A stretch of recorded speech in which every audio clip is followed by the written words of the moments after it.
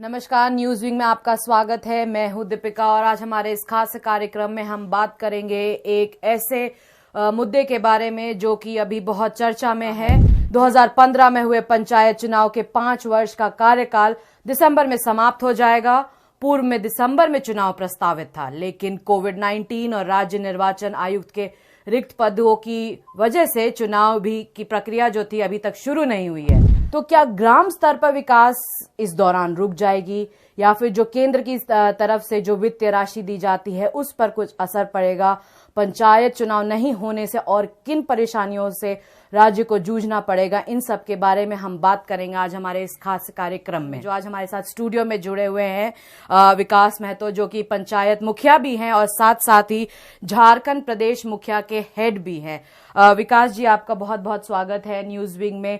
सबसे पहले तो मैं आपसे यही जानना चाहूंगी कि पंचायत चुनाव नहीं होने वाले हैं 2020 में, कार्यकाल समाप्त हो जा रहा है जो 2015 के जो पंचायत चुनाव हुए थे उसके बाद।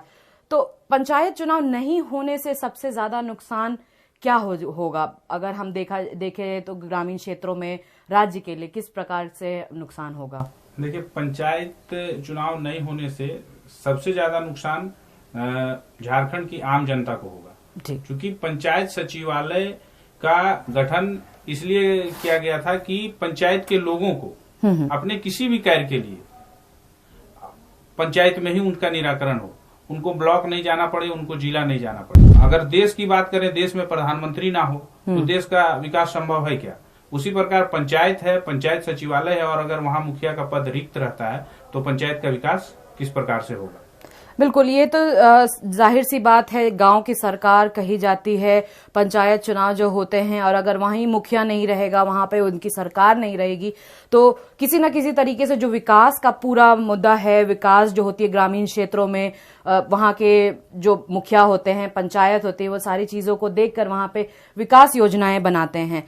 तो इन सब पर भी कहीं ना कहीं असर तो पड़ेगा ही। पहले बंद कमरों में योजना तय होती थी जी, और पंचायत चुनाव होने के बाद गांव की चौपाल में योजना तय होने लगी कि गांव की आवश्यकता क्या है। अब चूंकि झारखंड में अभी 4398 पंचायतें हैं और सभी पंचायतों का अपना अपना कार्य है। कहीं बिजली की समस्या है, कहीं पानी की समस्या है, कहीं रोड की समस्या है, तो ग्राम सभा में वो योजनाएं आती थी। और जब ऊपर से योजनाएं थोपी जाएंगी तो एक प्रकार की योजना होंगी और पंचायत में ना चाहते हुए भी उनका क्रियान्वयन किया जाएगा और ग्राम सभा का अस्तित्व समाप्त हो जाएगा अगर चुनाव नहीं होता है समय पर। तो ये भी बोला जा रहा है कि अब अफसरों के पास चली जाएगी पूरी जो ताकत होगी, जो भी डिसीजन होगा अफसर लेंगे क्योंकि कार्यकाल समाप्त हो जाएगा। तो आपको कहीं लगता है कि उनके पास ये जाने से, पावर जाने से अफसरशाही बढ़ेगी, बिचौलियों की एंट्री होगी इसमें? आज के डेट में पंचायत में किसी भी व्यक्ति को किसी तरह का कोई समस्या होता है तो वो रात के 12 बजे भी पंचायत प्रतिनिधियों का दरवाजा खटखटाते हैं कि हमारे साथ ये समस्या है, इसका निराकरण कीजिए। आज पंचायत सचिवालय में पंचायत सचिव को रहना चाहिए।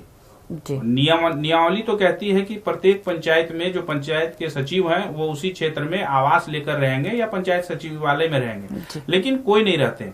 एक आम जनता को जब उसकी आवश्यकता पड़ती है तो वो उनको कहाँ ढूंढेंगे? और पंचायत सचिवालय में मुखिया के रहने से उनको सारा काम वहीं पे हो जाता था। विकास की योजनाएं आज धरातल पे हमने उतारी है। अब तक 10 साल के कार्यकाल में आपको क्या कुछ लगा, क्या चैलेंजेस पंचायती राज में आपको देखने के लिए मिला? चैलेंज तो हर जगह पे है, लेकिन उसके लिए वो व्यवस्था आपको देनी पड़ेगी। तो जब तक आप पूरा फंड फंक्शनरी पंचायत के हवाले नहीं करेंगे, जब तक आप पंचायत में पूरी व्यवस्था दुरुस्त नहीं करेंगे, तब तक पंचायत का विकास संभव नहीं है। और यहाँ तो अभी 10 साल पंचायत चुनाव के हुए हैं, लोगों को जागरूक भी करना होगा।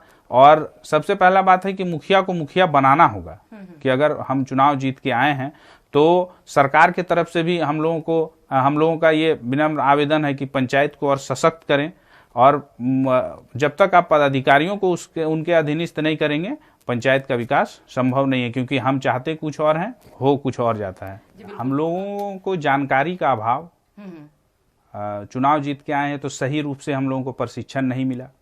और जहां प्रशिक्षण सबसे आवश्यक चीज है कि अब चूंकि एक गांव का एक आम लड़का जब पंचायत चुनाव जीत के आता है तो उसे तो लगता है कि हम चेयर पे बैठे और सब कुछ कर दें, लेकिन जब आप उस चेयर पे बैठिएगा और नियमावली सामने आ जाती है, तब लगता है कि किस प्रकार से काम होना है, नहीं होना। और जब तक आप उसको प्रशिक्षित नहीं कीजिएगा, प्रशिक्षण नहीं दीजिएगा, तो वो गांव का विकास नहीं कर पाता है। आज पूरे राज्य में 153 मुखिया पे कार्रवाई हुई थी पिछले सरकार में, और एक भी पंचायत सचिव पे कार्रवाई नहीं हुई।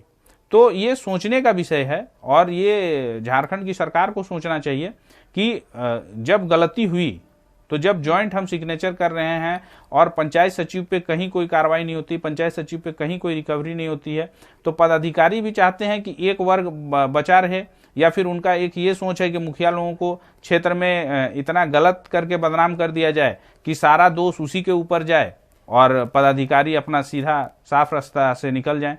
तो इसके लेके भी सरकार को सोचना चाहिए कि जो भी दोषी हैं उस पे दोनों पे कार्रवाई हो, तभी जाके आगे जाके अंकुश भी लगेगा इन सब चीजों पे। बिल्कुल उम्मीद करते हैं कि जो ग्रामीण क्षेत्रों की जनता है उनको ये पंचायत चुनाव ना होने की वजह से इन सब परेशानियों का सामना ना करना पड़े, और जो अभी जो वर्तमान में स्थिति है उसी तरीके से वहां की समिति चलती रहे, पंचायत और मुखिया विकास का कार्य देखते रहे, और वहां के ग्रामीणों के हिसाब से जो कुछ भी योजनाएं बनानी हैं, जो भी फैसले लेने हैं वो ले सके। न्यूज विंग से बात करने के लिए विकास जी आपको बहुत बहुत धन्यवाद। आशा करते हैं, देखते हैं कितने दिनों बाद पंचायत चुनाव होते हैं राज्य में, लेकिन जब भी होंगे उसके तब तक के लिए यही होगा कि ग्रामीणों को किसी भी प्रकार की परेशानी ना हो, कठिनाई ना हो, और आप लोग इसी तरीके से काम करते रहें। न्यूज विंग से बात करने के लिए बहुत बहुत धन्यवाद। नमस्कार। हमसे जुड़े रहने के लिए हमारे YouTube चैनल को सब्सक्राइब करें और नई वीडियो की नोटिफिकेशन के लिए बेल आइकॉन को दबाएं। अगर आप ये वीडियो Facebook पर देख रहे हैं तो लाइक जरूर करें और ज्यादा से ज्यादा शेयर करें। धन्यवाद।